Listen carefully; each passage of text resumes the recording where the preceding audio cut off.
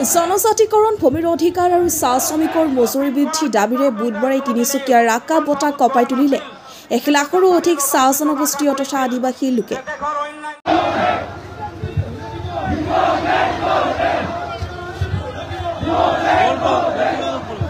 ৰাজ্যৰ মুখ্যমন্ত্ৰী ডক্টৰ হিমন্ত বিশ্ব শৰ্মাই জিলাখন ভ্ৰমণ কৰাৰ সময়তে এই প্ৰতিবাদী কাৰ্যসূচী গ্ৰহণ কৰা হয়।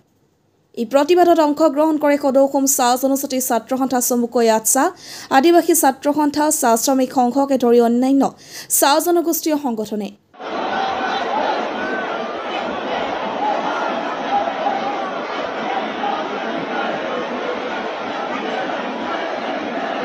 এই সকল সংগঠনৰ নেতৃত্ব হোৱা প্ৰতিবাদী কাৰ্যসূচী সময়ত হোৱা 1 লাখৰো অধিক প্ৰতিবাদকাৰীৰ সমাগমৰ বাবে এক প্ৰকাৰে স্তব্ধ হৈ পৰে সম্পূৰ্ণ যাতায়াত ব্যৱস্থা। প্ৰতিবাদৰ সময়তে প্ৰতিবাদক নেতৃত্ব দিয়া এজন নেতাই সংবাদ মাধ্যমৰ আগত কয়, আমি বাৰে বাৰে চৰকাৰক আমাৰ দাবী আৰু অধিকাৰৰ বিষয়ে উল্লেখ কৰি সেইবোৰ সমাধানৰ বাবে আহ্বান জনাই আহিছোঁ। সেই সকলো দাবী পূৰণ কৰাৰ প্ৰতিশ্ৰুতি আমাক চৰকাৰে দি আহিছিল যদি এতিয়ালৈকে দাবী পূৰণত ব্যৰ্থ হৈছে। এই চৰকাৰে কিয় আমাৰ দাবীক অৱহেলা কৰি আহিছে? তেওঁলোকে কেৱল নিৰ্বাচনৰ সময়ত আমাক ভোট বেংক হিচাপেহে ব্যৱহাৰ কৰে। এবাৰ জয়ী হ'লে তেওঁলোকে আমাক দিয়া প্ৰতিশ্ৰুতি পাহৰি যায়। আমি বাৰে বাৰে কৈ অহাৰ পাছতো চৰকাৰে কিয় আমাক দাবী পূৰণত ব্যৰ্থ হৈছে? উল্লেখ্য আছে, অসমত বাস কৰা চাহ জনগোষ্ঠীয় লোকসকলৰ লগতে আদিবাসী সম্প্ৰদায়ৰ লোকসকলে দীৰ্ঘদিন ধৰি জনজাতিকৰণৰ দাবীৰে প্ৰতিবাদ সাব্যস্ত কৰি আহিছে। দেশৰ অন্য ৰাজ্যত জনজাতীয় মৰ্যাদা লাভ কৰা আদিবাসীসকলে অসমত সেই মৰ্যাদা লাভ কৰা নাই।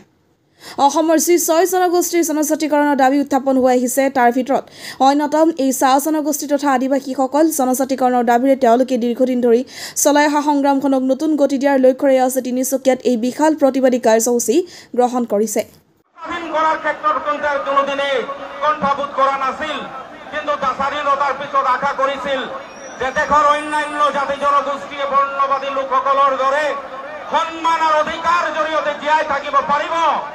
এই চৰকাৰে প্ৰতিশ্ৰুতি প্ৰদান কৰিছিলে, কিন্তু এই জনগোষ্ঠীৰ লোকসকলক ইতিমধ্যে উজনি অসমত মৰাণ মটক জনগোষ্ঠীয় লোকসকলৰ প্ৰতিবাদে তীব্ৰ ৰূপ ধাৰণ কৰিছে। একেদৰে কোচ ৰাজবংশীসকলেও জনজাতিকৰণৰ বাবে সংগ্ৰাম অব্যাহত ৰাখিছে। এনে পৰিস্থিতিৰ মাজতে উজনি অসমৰ ৰাজনৈতিক সামাজিক পৰিৱেশ উত্তাল কৰি আছে।